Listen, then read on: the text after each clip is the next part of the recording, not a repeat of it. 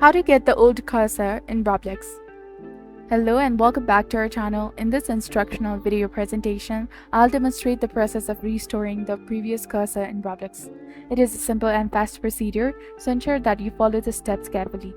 There is no requirement to download or install anything to revert to the old cursor. All you need to do is right-click on the Roblox player, shortcut or executable file on your computer. Alternatively, you can access the Windows Start menu, locate Roblox, right-click on it, and choose Open File Location. Upon finding the Roblox executable and selecting Open File Location, you will be directed to a folder containing a combination of letters and numbers.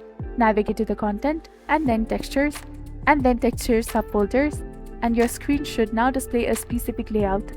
Right-click anywhere within this area, choose View or Change a View, and opt for Large Icons. By switching to the large icons, you should easily identify the arrow cursor PNG file and the arrow cursor file.